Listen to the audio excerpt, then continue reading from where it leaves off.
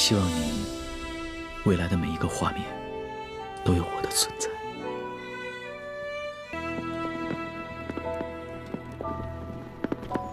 你知道吗？我喜欢你的可爱，喜欢你为朋友两肋插刀时的真诚，我喜欢你楚楚可怜的样子，喜欢你的一切，我喜欢跟你在一起的每一个瞬间。可是，这大晴天的，怎么下雨了？你别说话了，你坚持下去，很快就到了。你要答应我一件事，如果我死了，你一定要来我墓前，每年陪我说说话。你闭嘴，不要说什么死不死的，你不会死的。我喜欢你，我喜欢你跟我作对，我喜欢你跟我斗嘴，我喜欢你欺负我，你撑住，你别死。想好。我这个人嬉皮笑脸，不够严肃，可我对你是。想好，你撑住。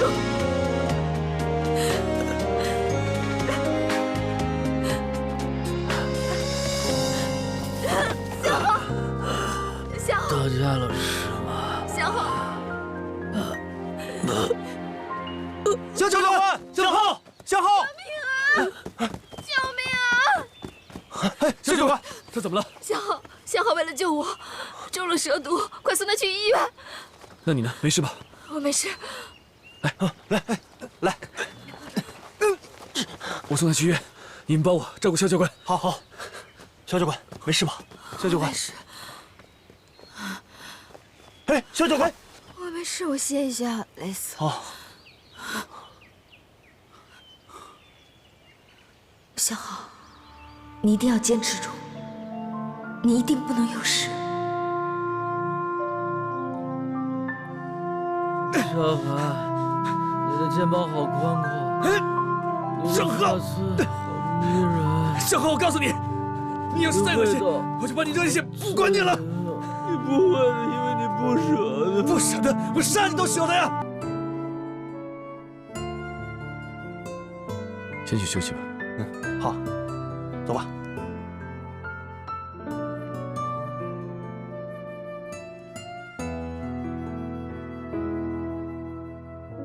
你先回去休息吧，这里有我们就可以了。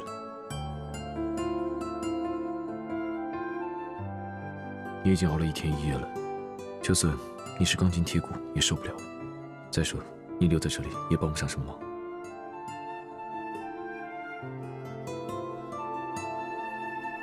肖教官，你奶娘咳嗽得很厉害，我们已经帮她打过针了，麻烦你去看一下吧。好。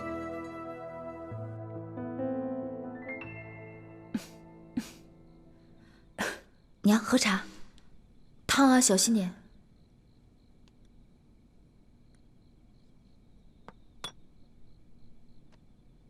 宝宝，你今天怎么有空来了？昨天学校军事演练的时候，有个同学受伤了，我带他来医院，顺便过来看您。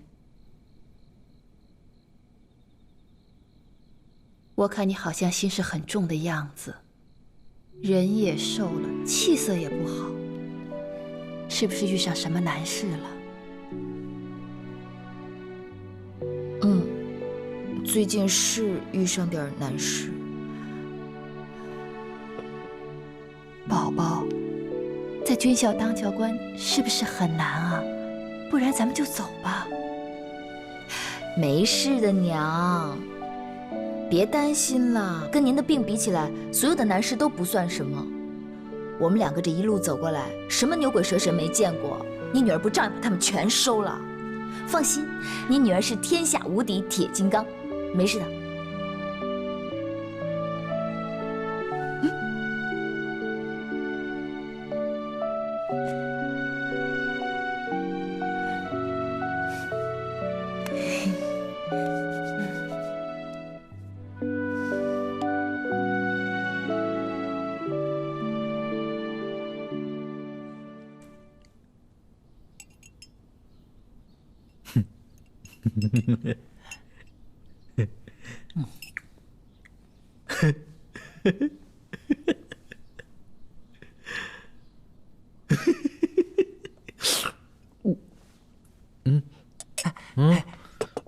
你醒了？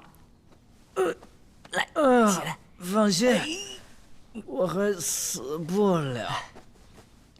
哎，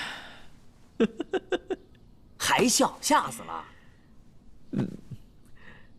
你不知道，我这病生得值啊！昨天萧寒送我来医院的时候，我把我的心里话都告诉他，他都感动的哭了。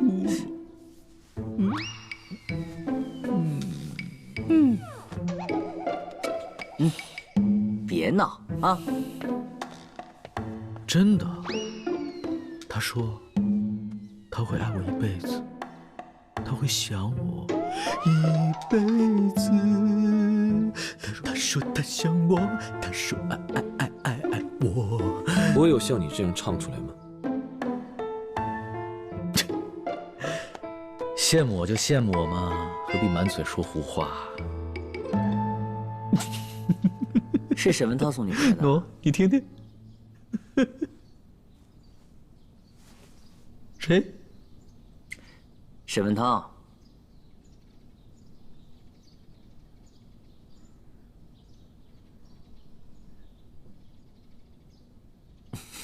沈文涛。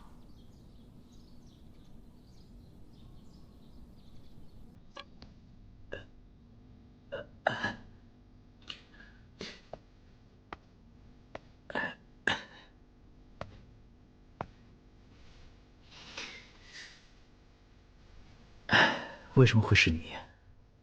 是我救了你，把你背回来的。一路上你还摸着我，说了很多恶心的话。据说摸了很多遍，说了很多次。哦，是一场误会。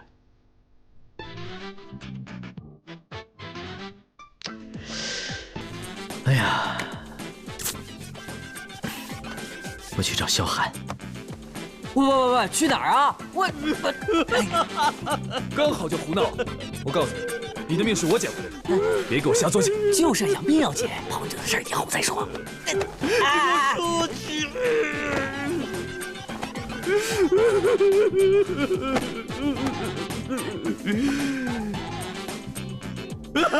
你还没走啊？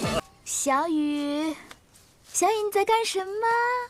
来，让我抱抱你。来，小雨，小雨。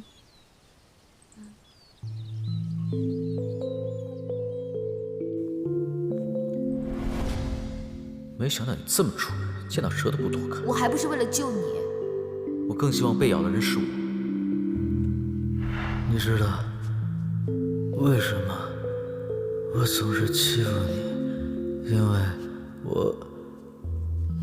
因为只有这样，你才会跟我说话。我喜欢你的可爱，喜欢你为朋友两肋插刀时候的真诚，我喜欢你楚楚可怜的样子，我喜欢你的一切，我喜欢跟你在一起的每一个瞬间。你说向浩这个家伙究竟对我施了什么法术？我怎么闭上眼睛全都是他说过的话呢？我不能一直想着他，娘的病还没有治好，我必须要想着娘才可以啊。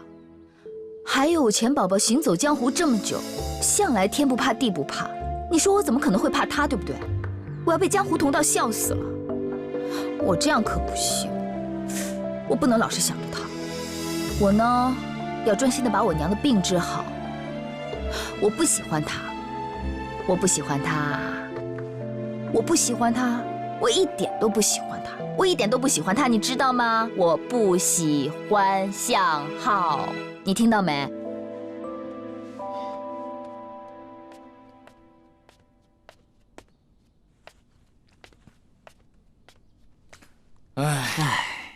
这事儿我必须找他问个清楚。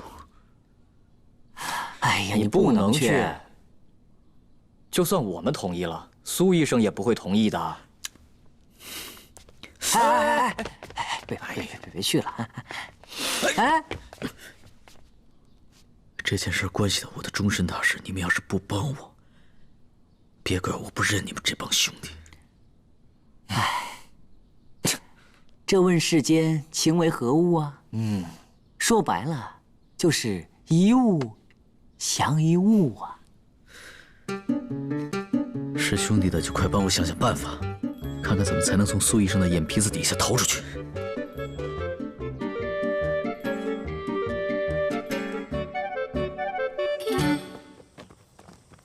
肖教官，肖教官，什么事啊？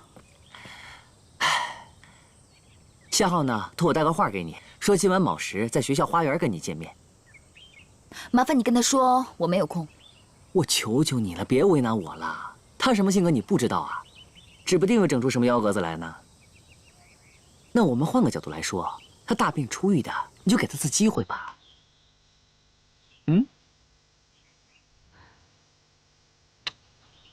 不说话就是同意了。啊，我任务完成了，拜拜。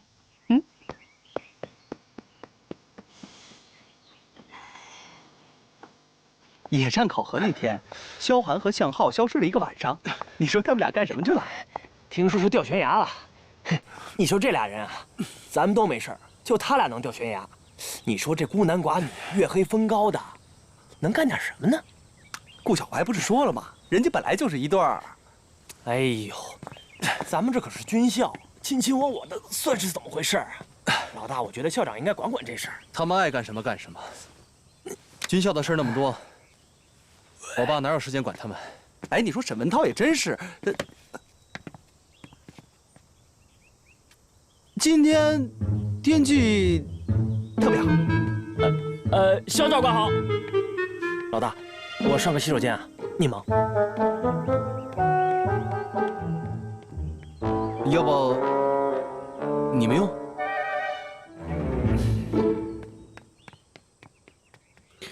李天汉那帮人嘴最臭了，你别介意。没关系，这些闲言闲语我左耳进右耳出，什么都不记得。那就好。向浩他没事吧？他没事，你别担心。谢谢你。谢我什么？谢我救了向浩？不是，是谢谢你救了我们。不用谢。我想在那种情况下，谁都会那么做的。但如果你真的想感谢我的话，学校今晚放电影，要不赏个光，陪我看一下？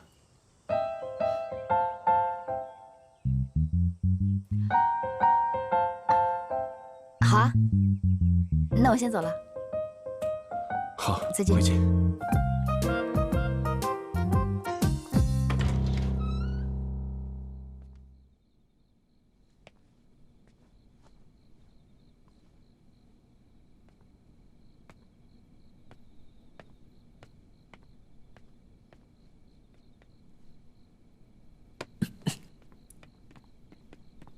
哎，那位医生，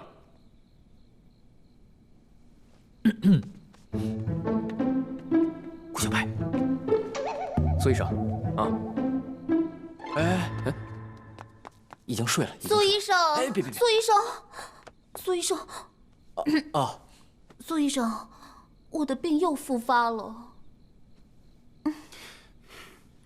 谢主任，我已经给你做了很多次检查了，你什么毛病都没有。我们医院的医疗资源是有限的，你总这样无病呻吟，真的让我感到很困惑。可是苏教官，我真的病了。跟我走吧。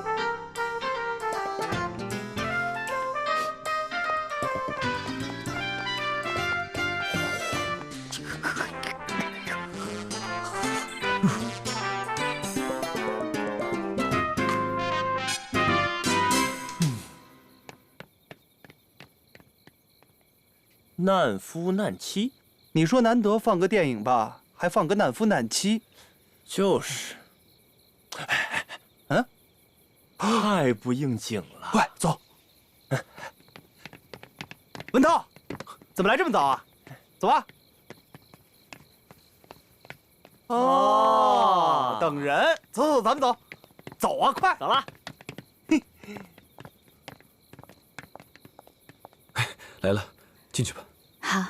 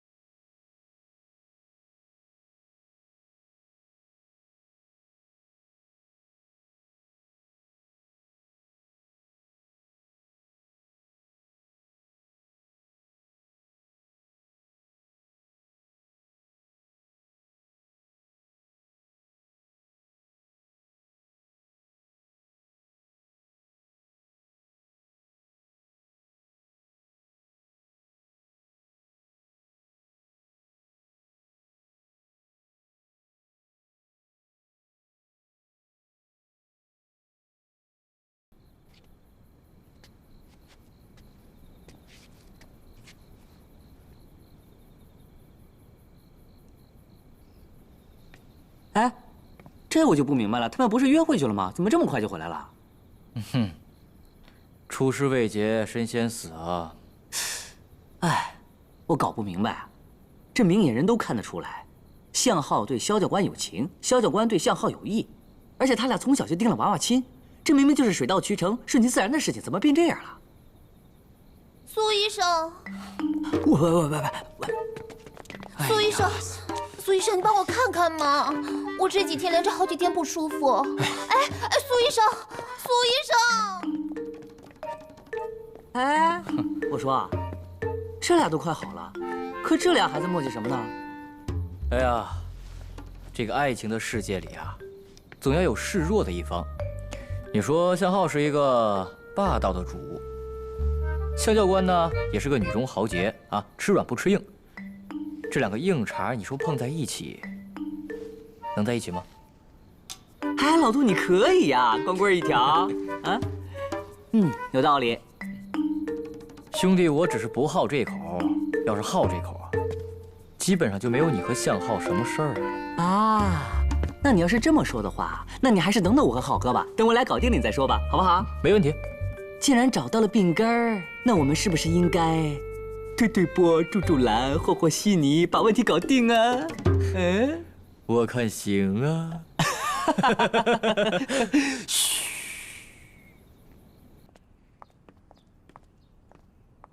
肖教官，不好了！你和顾小白今天怎么没来上课啊？哎呀，先别管这么多了，向浩他蛇毒复发，快不行了，吵着要见你，快去看看吧。走。在哪儿？文涛，好消息啊！钱大娘做手术的设备已经从上海运出来了，应该过几天就到龙城了。之前是因为海上天气的原因，所以耽误了航程。哎，你快去把这个好消息告诉他吧。谢谢，辛苦了。哎，有什么好谢的？应该的嘛。哎，倒是你大事小事都替他操心，也不知道他明不明白你的心意。他明不明白不重要。哎，但愿他能明白吧。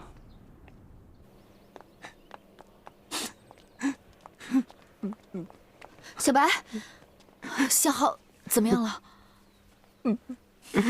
你看他都这样了，肯定不行了，你快去看看吧。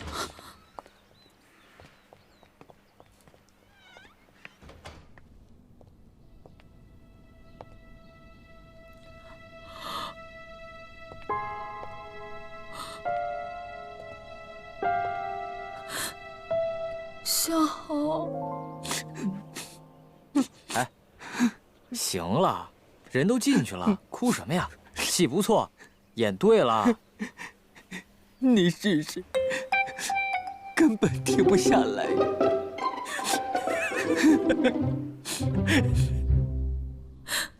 小浩，小浩，你不要死！小浩，你怎么可以死？我还有好多话没有跟你说。小浩，你别死！你怎么可以这样死了呢？你起来！你不要死！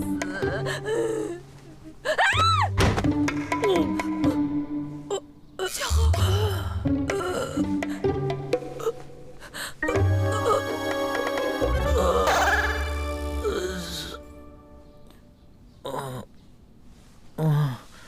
我没死呢。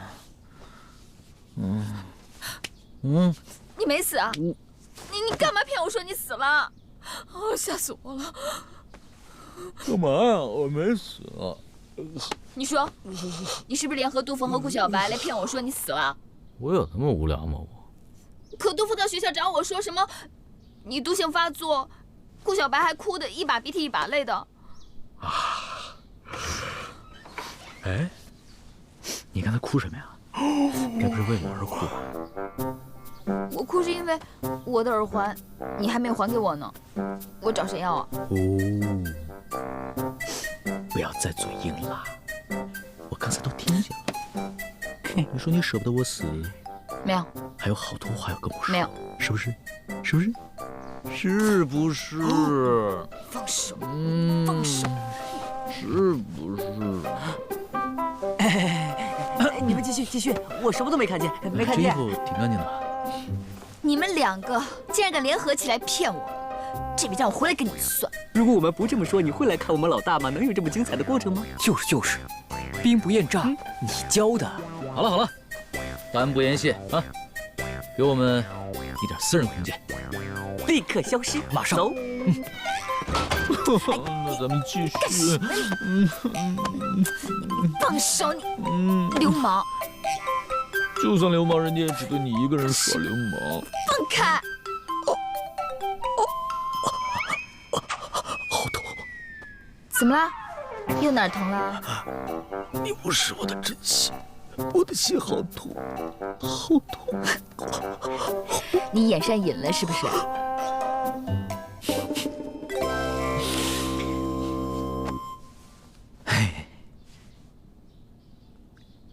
你说这世上千千万万的人，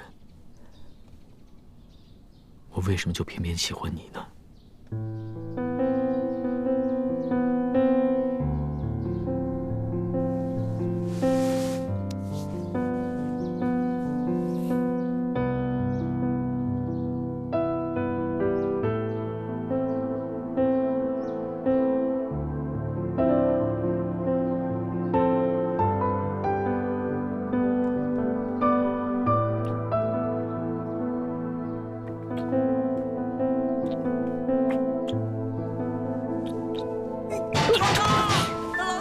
还有什么事儿啊？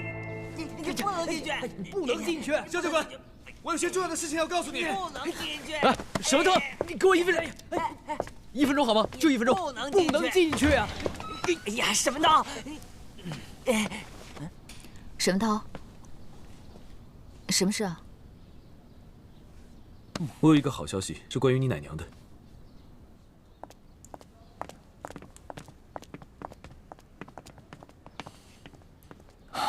每次都掐着点来。沈文涛他就是一摆摊算命的人才。可怜的老大，又被沈文涛给劫了呢。就差那么一点点就气到了。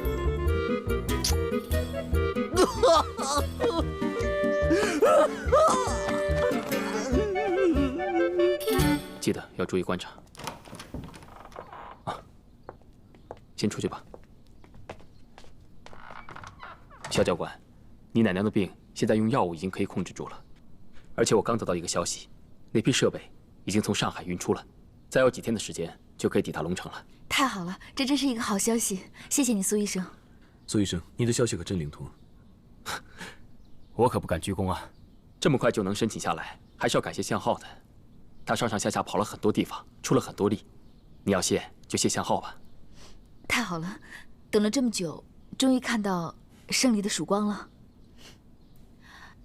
哎，对了，你刚刚不是说有好消息要告诉我，是什么？我就是想告诉你，你奶娘快可以做手术了。好。哎，这，哎，机会给你找到了，剩下就靠你自己了，加油！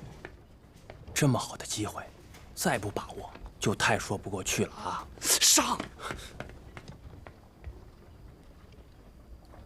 去啊！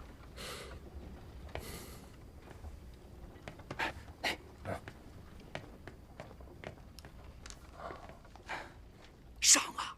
上啊！上啊！快点啊！小小官，向浩等着你给他补课呢，都望穿秋水了，咱们快走吧。向浩同学什么时候变得这么认真了？沈同学有事吗？有什么事儿啊？病人最大，改天再说吧。走吧，小小官。再见啊，沈同学。走喽。你就这么让他走了？刚才多好的机会啊！要不我和高美人把他请回来，我们走。体能训练。体能训练。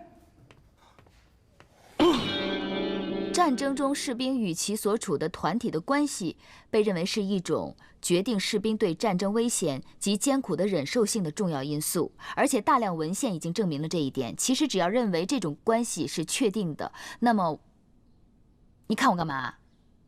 看书啊，听课啊。我以看你为主。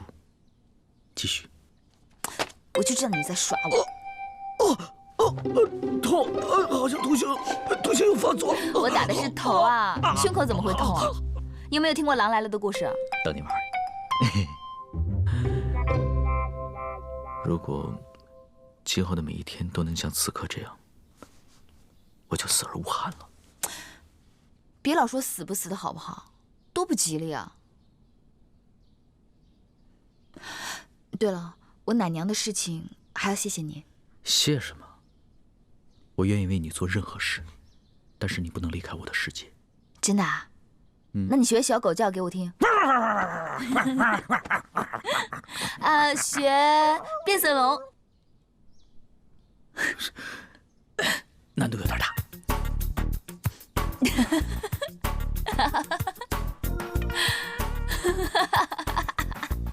好笑，好笑。学螃蟹。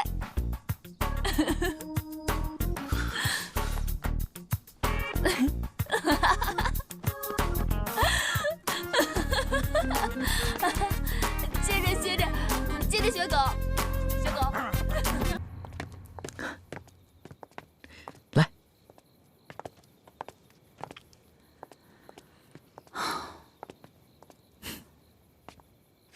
黑灯瞎火的，你带我来这里干什么？你看，看见了吗？看什么？星星啊！哦，看到了吗？看到了。怎么样？你知道它叫什么名字吗？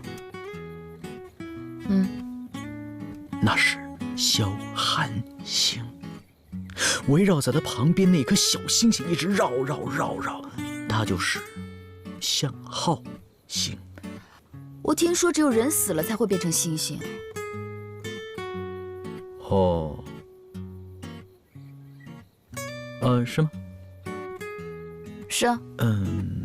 那我把它们摘下来给你。你摘啊。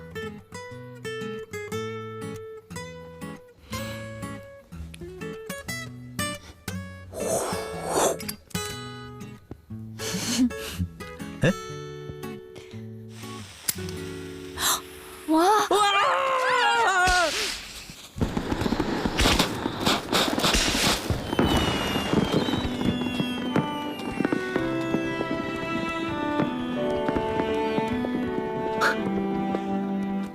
我们原本是天上两颗孤孤单单的星星，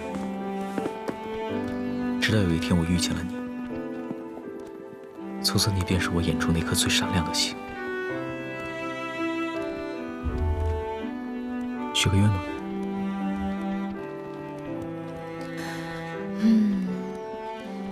我希望我奶娘的病可以快点好。我希望可以做真正的自己。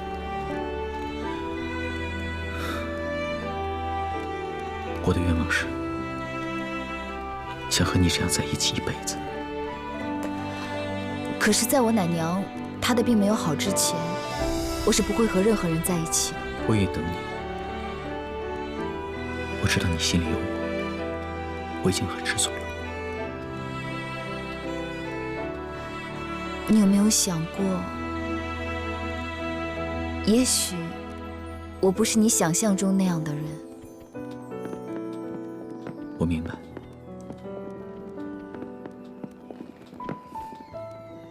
我爱的不是我想象中的你，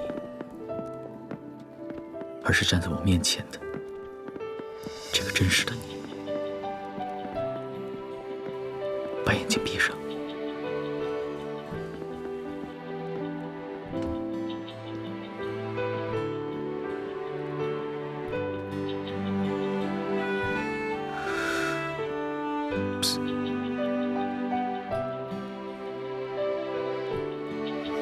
这是我这辈子第一次送女孩子礼物，也不知道你会不会喜欢。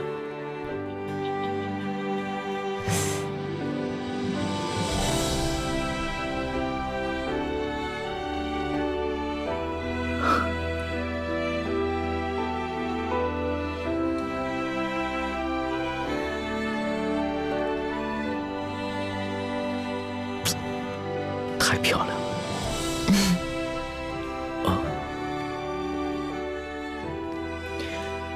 这个旧耳环，你说过对你来说很重要。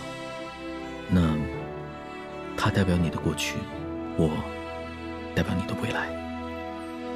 希望你未来的每一个画面都有我的存在。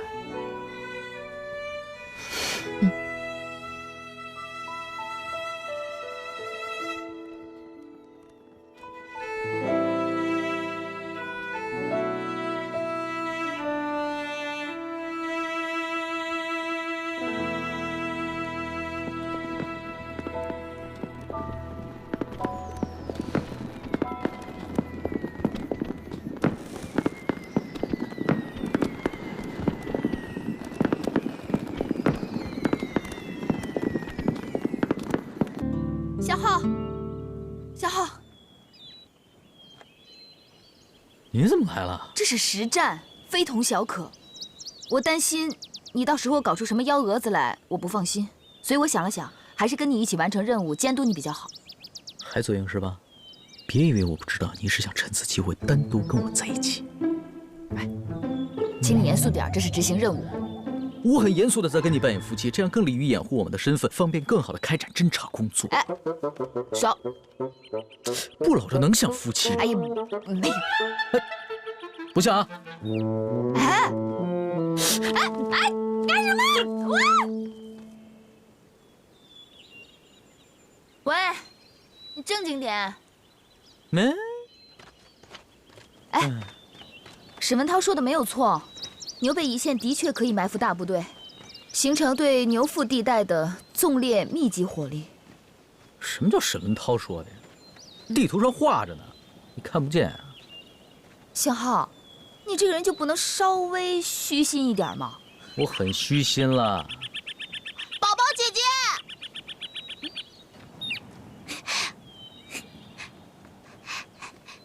宝宝姐姐。你是宝宝姐姐，你在火车上给我变过戏法，难道你不记得了吗？我想起来了，有一次我在火车上给一群小孩变戏法，你叫小鱼儿对不对？对。哎，宝宝。宝宝是我的小名。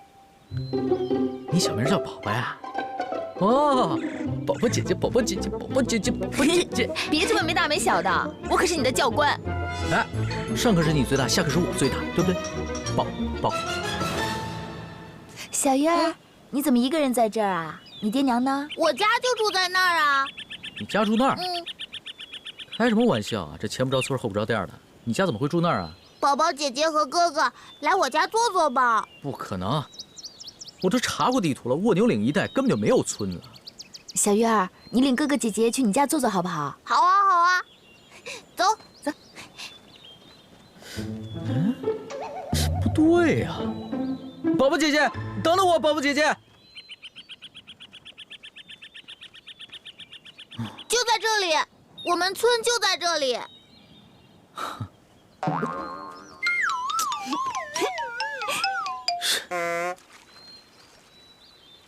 就在前面，在前面。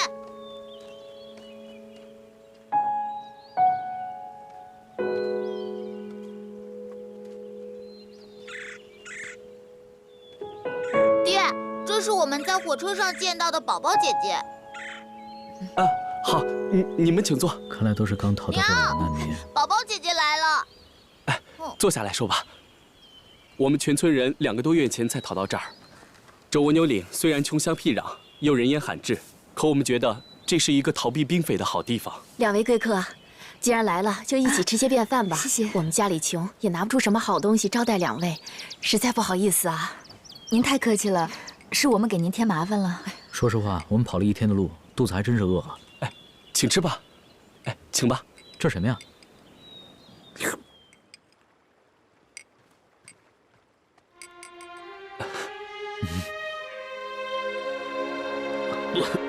这是谷糠饭，你们富人可能吃不惯这个，可眼下家里只有这个了，真是对不住啊。没事没事的，不用管他，他就是矫情。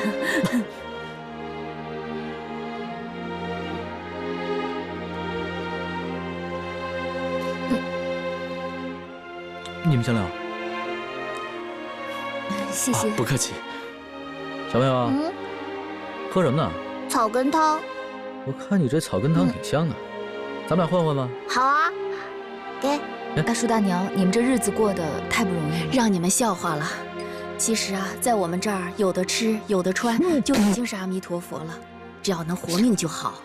穷苦庄稼人不敢求一时富贵，全家能平平安安的，我们已经心满意足了。说起来，大帅不是时常派兵去剿灭那些匪寇吗？为什么你们还是东躲西藏？自古兵匪一家，我看那大帅无非是多了几条枪，有个正规番号而已。其实他们跟土匪没什么区别，他们成天打来打去的，说是救国救民，其实就是为了抢地盘，最终倒霉的还是我们这些老百姓。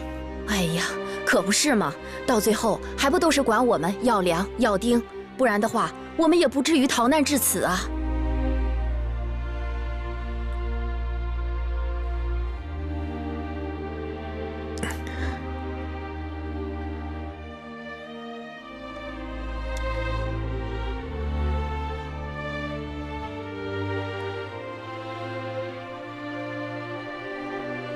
这些老百姓实在是太惨了，要吃没吃，要穿没穿，连活命都成了奢望。如果按照沈文涛的作战计划，在蜗牛岭一带和流寇作战的话，这一带的村民全部都会成为战争的牺牲品。沈文涛布置这个计划的时候，也不知道这里还有一个村子。我们一定得想想办法，无论如何也要救救这些村民。所以必须要更改沈文涛的作战计划。咱们快回去吧，晚了就来不及了。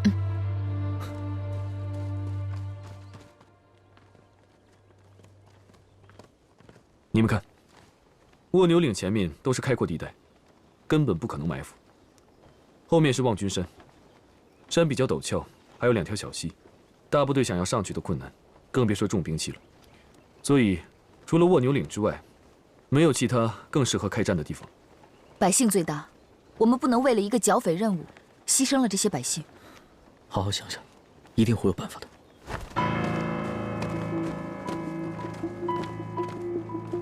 谁说要修改作战计划？沈文涛，军令如山，军人的天职就是服从命令，你怎么能3心2意，动摇军心？沈文涛，明天一早，你带领学生军，在蜗牛岭一带与流寇开战。那如果我们提前撤离百姓呢？你懂什么？临时撤离百姓，只会打草惊蛇，得不偿失。难道为了打一场胜仗，就要牺牲这么多人的性命吗？你以为士兵的性命就不是性命吗？士兵的职责就是保护百姓，你知道吗？他们宁可自己喝草根汤，也要把仅有的谷糠饭留给我们吃。这么善良无辜的百姓，你们下得了手吗？这和刽子手有什么分别？老副官，到，给我押下去关起来，不许他参加这次战斗。谁要敢救他，军法处置。是。少爷，我们走吧。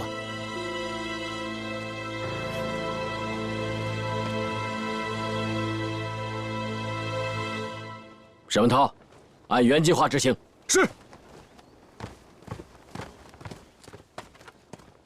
现在能在向参谋长和沈军长面前说上话的只有你了，求你想想办法，救救那些百姓。我知道你们说的是对的，但请你原谅我，只能以大局为重。你怎么这么死脑筋啊？作为一个军人，服从命令是我的天职。你口口声声说关心他们，我看你和他们一样，都是冷血动物。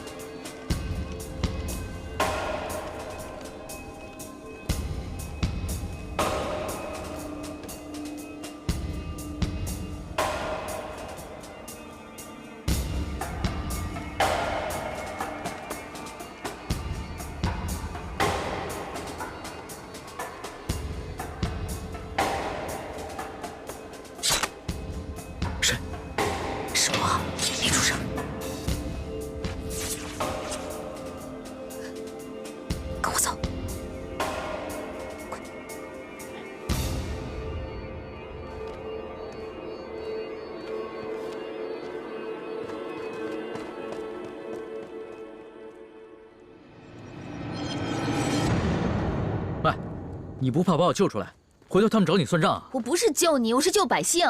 少在那儿自作多情。我不用自作多情，你本来就对我多情。少得意了，你公然违抗你爹，违抗军纪，也不怕回头给你军法处置了？将在外，军令有所不受。有你在，我怕什么？大不了一块手牵手，黄泉路上还有个伴儿呢。哎，你。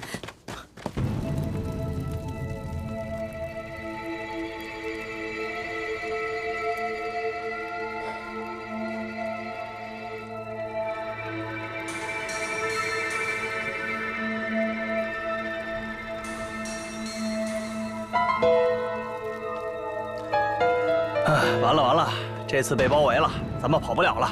怕什么？大不了跟他们拼了。人家可是正规军，你拿什么跟人家拼啊？正规军算啥？他们有枪，咱也有枪啊！吵什么吵？都给我闭嘴！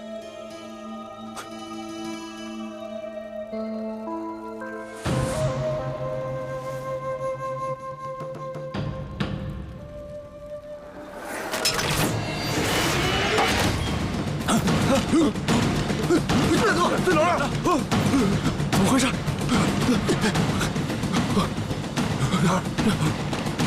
那边呢？人呢？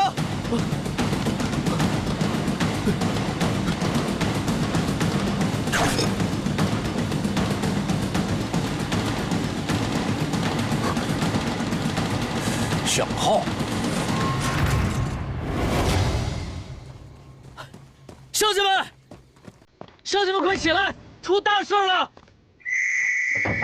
乡亲们快起来！快起来！出大事了！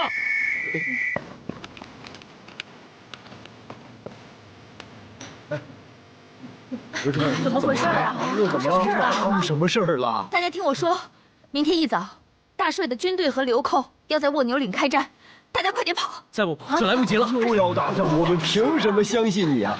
你们又是怎么知道这个消息的？是真的，明天一早他们就要开战了，你们再不走，就来不及了。宝宝姐姐不会骗我们的。喂，你们到底什么人啊？我是龙城学校的学生，这位是我们的肖教官，这次奉命执行作战任务的就是我们龙城军校。组长，啊，他们确实穿着军服。大家请相信我们，你们再不走的话，全部都会死在这里。亏我们一直把你们当朋友，原来你们和其他当兵的没两样。我们不能走，你们这些当兵的，没有一个好东西。谁知道你们又要耍什么鬼花招？让他们走，赶他们走！不准走！都怪你们这些当兵的，骗我们的！不走！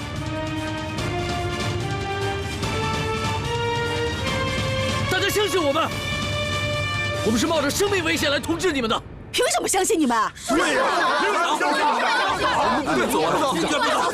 当初我们村整整130几口人，一路上颠沛流离来到这儿，现在就剩下20几口人了。我们怎么敢再相信你们呢？对，凭什么让我们走？你还骗我们的！回家！回家！你们别走，我们走了，回家了，回家。走！凭什么相信他们？不好了，组长被掳走了！组长！你放我下来！组长，站住！回来！哎呦，放下我！哎呦，放我下来！哎呦，这把老骨头就交给你吧，要杀要剐就由你了。老村长，我要想对你动手，我早就动手了，何必背着你跑这么远啊？老组长，没事吧？你没事吧？还好。臭小子，你到底想干什么？少跟他废话！我跟你说，当兵的没有一个好东西，把他扔到望军山喂狼去。对，喂狼去。住手！哎呀，住手！怎么样？你没事吧？你看呢？我说，你们到底安的什么坏心眼啊？我们安的什么心？你们自己看啊！你看，那不是我们的村子吧？是啊，怎么着火了？怎么忽然出来这么多人啊？哎呦，咱们村子怎么着火了？真像他们2个所说的，蜗牛岭也要开战了？是啊，多亏我头脑机灵，要不然现在你们已经全城炮灰了，要把我们拉去喂狼。行了，就别往自己脸上贴金了，这次给你算上一功。哎呀，是我们大家冤枉你们了。大兄弟啊，冤枉你了，我们有眼无珠，错怪你们呀，我们错怪你们了。他们2个是好人，千万别怪我们，救了我们的命。大伙儿，谢谢他们2个，谢谢你们了，谢谢啊！快起来！现在说谢谢还太早。根据我对地图的了解，那边开战了，这里也不安全。那我们怎么去哪儿啊？我怎么办啊？是啊，观音庙是最安全的地方，我带你们去吧。好，走，快走。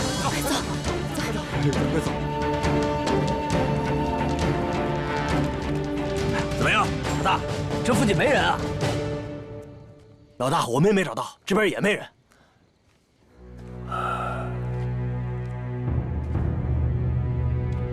想必这姓向的小子是带着他们一块躲起来了。看来舰上的消息是真的。哎，弟兄们，都听着，向少达的儿子就在这支学生军里面，而且他肯定跟着蜗牛岭的老百姓在一块呢。只要抓到向少达的儿子作为交换筹码，我们就能从这包围圈里突围，起组围征。哎，这招高啊！说的没错，弟兄们，都给我记住了，这次不要总抓那些小老百姓，主要是抓向少达的儿子。对，活捉向浩，活捉向浩，活捉向浩，活捉向浩，活捉向浩。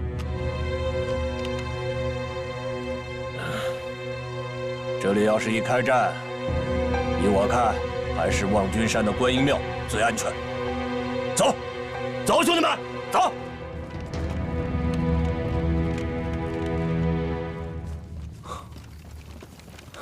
老大，你说向浩和萧教官会去哪儿啊？是啊，他们2个一定是奸误，不同意修改作战计划，所以自己去转移村民了。刚才只听见了零散的几枪，不像是发生了枪战。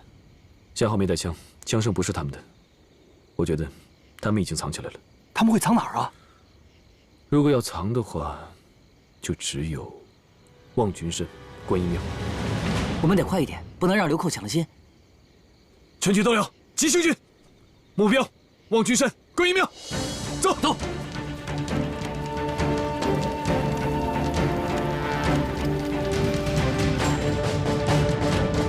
我觉得沈文涛现在应该知道我们这边的情况了，他很快就会派兵包围敌军，增援我们。你这么相信他？我相信他，相信他害老百姓的本事。他这也是身不由己，这次我相信他一定会来的。只不过需要一点时间。在这期间，我们要保证大家的安全。敌人既然包围了村庄，就一定是冲着村民来的。他们是想劫持村民作为突围的筹码。如果真的是这样，那这个观音庙也不安全。敌人熟悉地形，他们在蜗牛岭一带找不到人，一定会找到这里来。敌人的到来只是时间问题。眼看天就要亮了，我们得赶紧想办法，至少也要撑到沈文涛来救我们。说真的，如果敌人真的打过来，你有多少胜算？不知道，大不了死在这儿吗？怎么了？怕了？怕了？怕了？怕了？不怕。如果能和你一起战死，我不怕。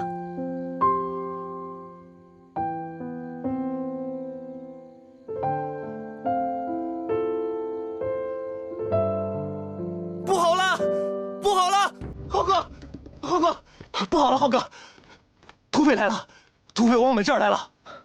真是说什么来什么。坏了，他们肯定已经发现村民被转移了。我们要保护的全都是没有任何作战能力的百姓。到底要怎么样才能挡住敌人呢？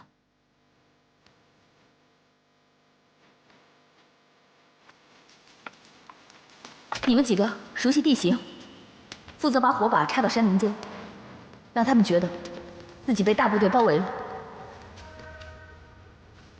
二，观音庙是观音庙。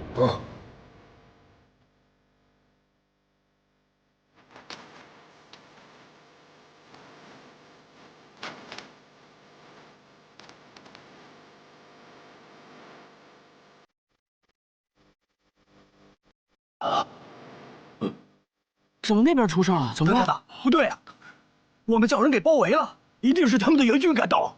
都给我闭嘴！光是火把还不够，再给他们来点枪炮。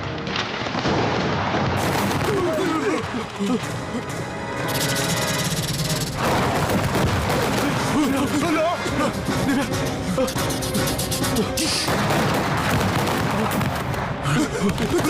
啊？救护车！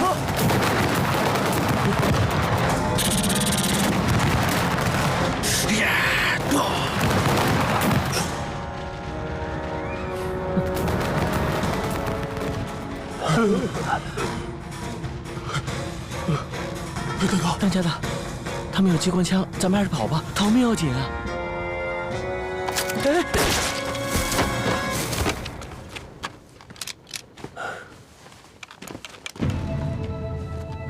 他娘的，哪有什么机关枪？机关枪30发一换弹夹，这都100多升了。这是什么鸟枪？当家的，他们一定是怕了咱们，所以才弄出这动静来吓唬咱们。哼，原来他们这点小伎俩，当家的早就看穿了。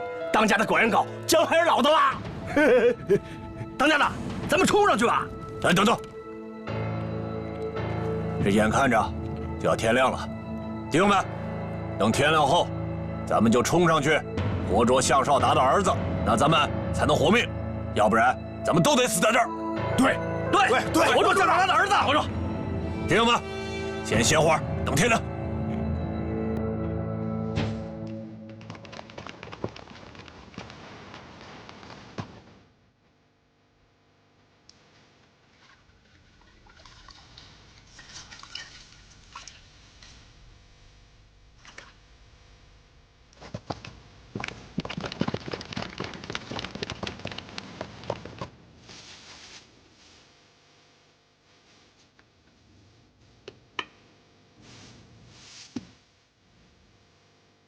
浩哥，这些酱油罐子有用吗？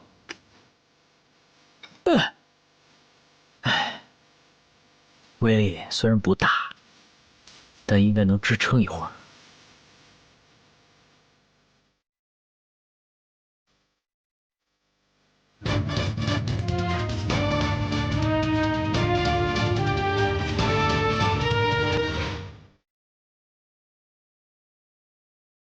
不好了，不好了，不好了！什么事啊？怎么了？大事不好了！你说呀，怎么了？大事不好，大事不好！不好了，不好了！大事不好了！那些土匪冲上来了！啊，那我们可怎么办呢？怎么办呢？咱们再坚持一下，救援的人应该马上就要到了。这样怎么办？我去拖住他们。哎，小浩，我跟你去。你留在这里照顾他们，记住，外面不管发生什么事，千万不要出来。你小心一点。趴下，趴下。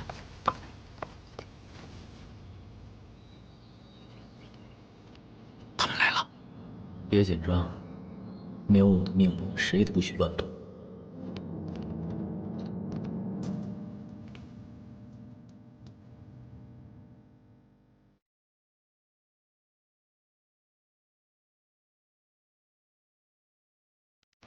等一等，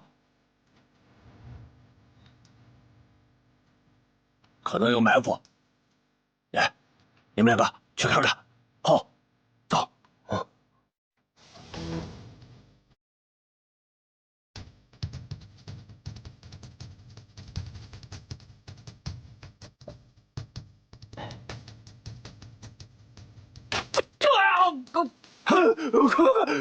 快！谁打？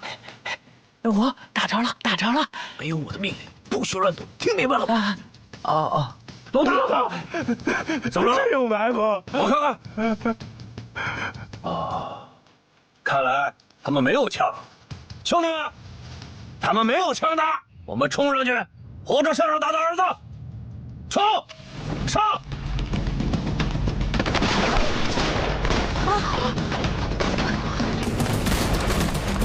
司令兵，迅速前进！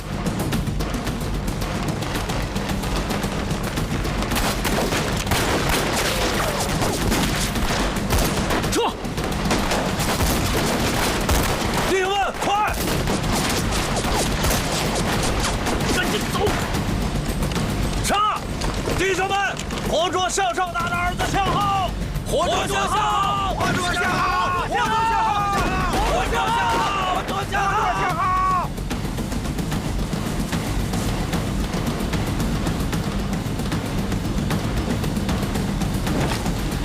迎宾！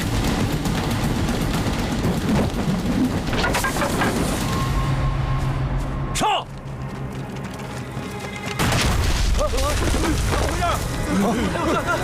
怎么回事？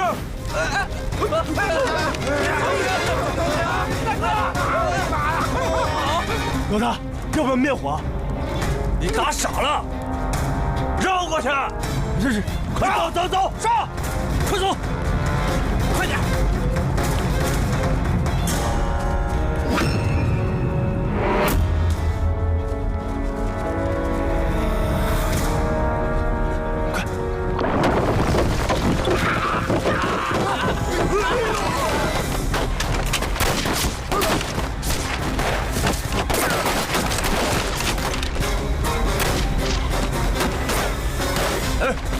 你们几个在这吸引火力，其他的人给我从侧面绕上去。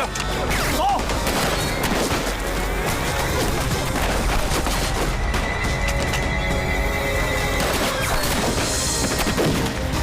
撤！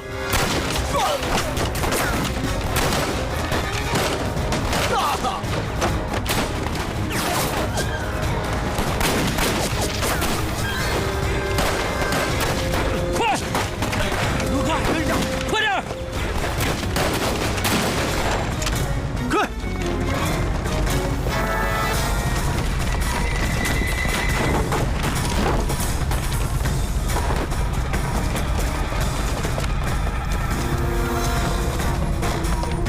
大家往庙里撤！快！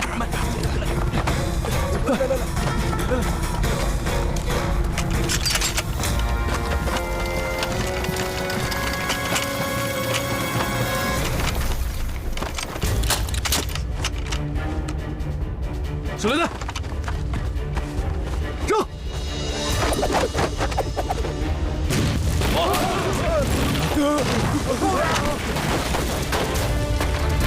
乡亲们，救援到了！哎呦，姐姐，我们有救了！救了！太好了，太好了，有救了！快趴下！没有命令不许开枪啊！再说一遍。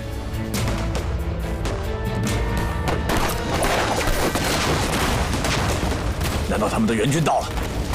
老大，我们还是撤吧。你不想活了？老大，不准撤！撤人撤，说什么呢？你走。你们几个顶住，其他人跟我冲！冲！给我打！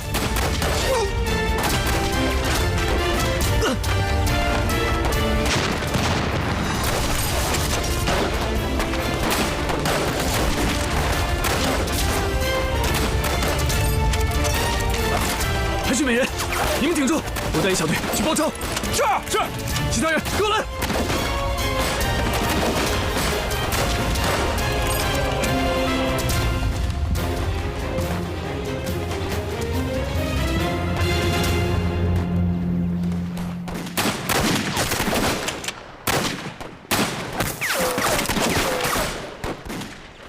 走！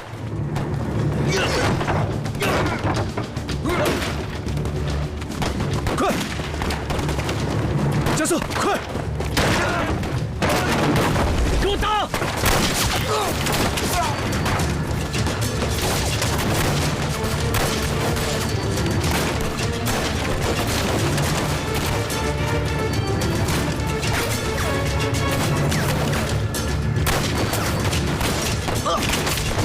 带着伤员撤！把枪留下，带着伤员撤。那你怎么办？撤！是。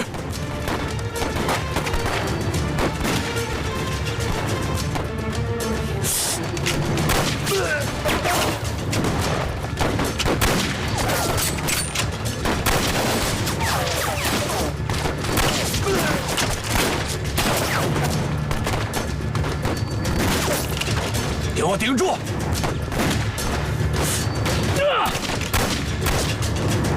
给我顶住！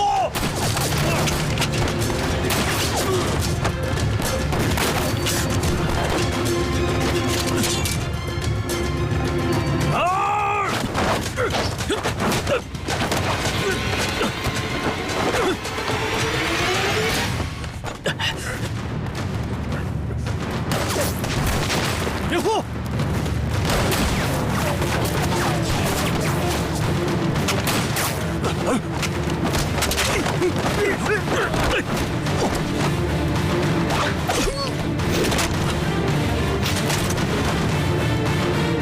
姓向的，杀了我这么多弟兄，我杀了你！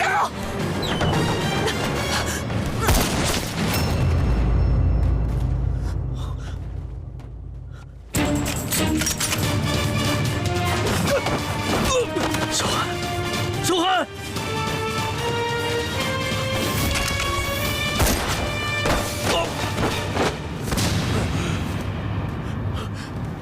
小韩，老大死了，快跑啊！小韩，小韩，冲啊！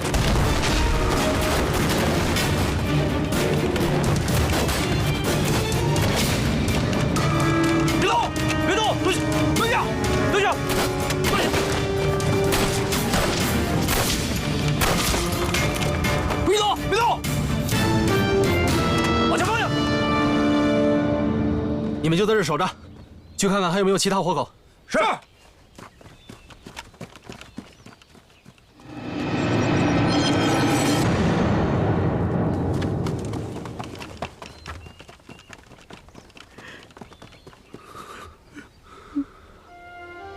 小韩，小韩，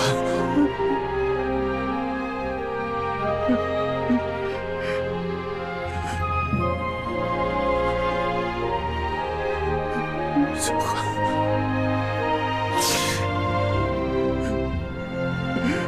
小韩，你别吓我！你怎么那么傻？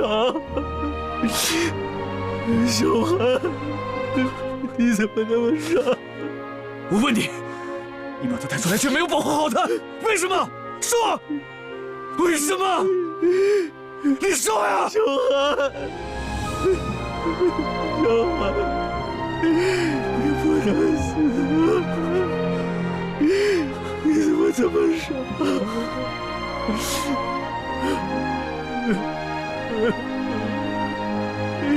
小韩，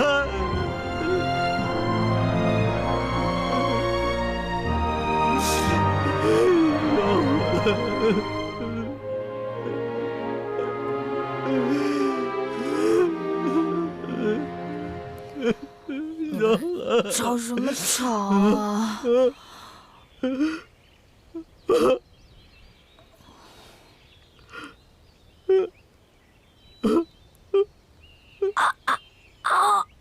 我的胸口好痛，快扶起来！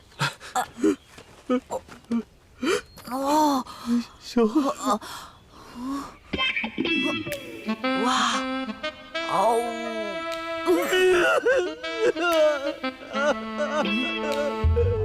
吓死我了！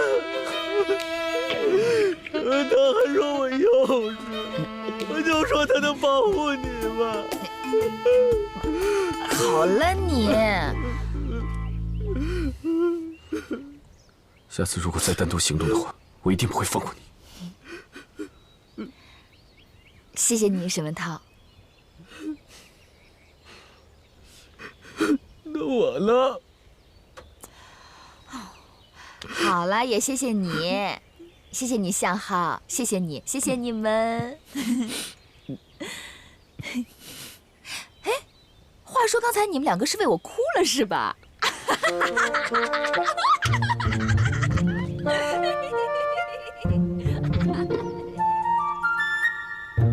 你哭了？我没有。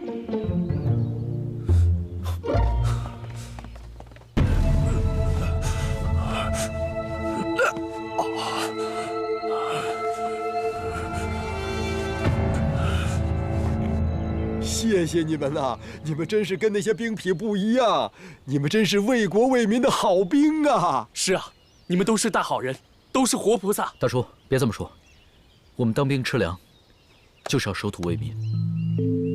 要是所有当兵的都能像你们一样就好了。放心吧，等有一天我们毕业了去带兵，一定不让手下的兵再被老百姓骂兵痞。大叔，放心吧。哎，不知道我这把老骨头还能不能活到那一天，不过小鱼儿会等到的。宝宝姐姐，你能不能不走了？姐姐也不想走，但是不行啊，我们还有许多任务没有完成呢。任务是要去其他地方打仗吗？那我们是不是又要搬家了？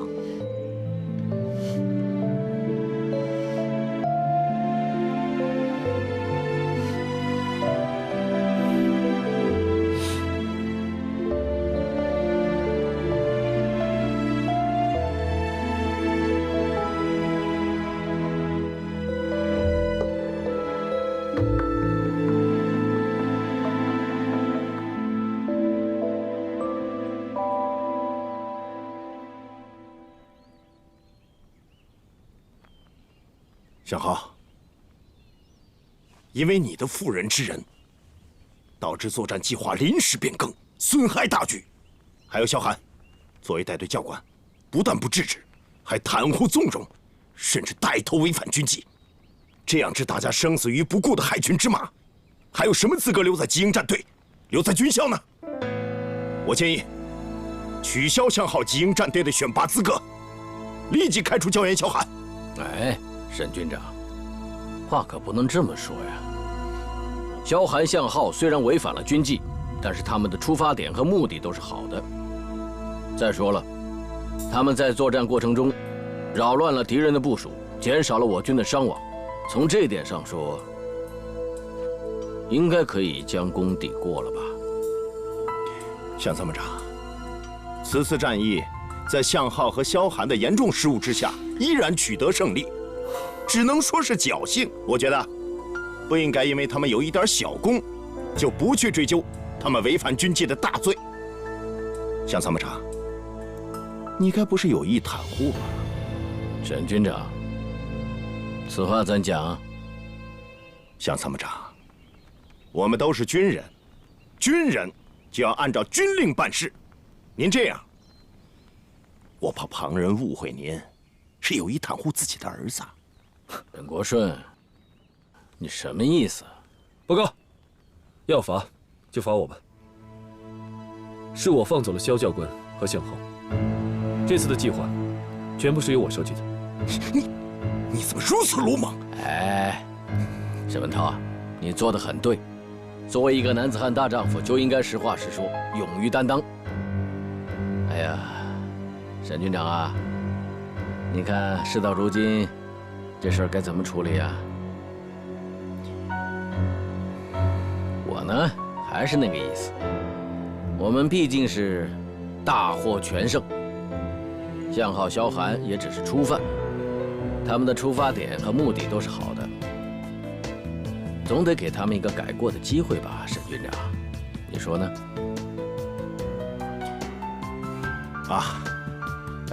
既然向参谋长亲自求情，那就这么办吧。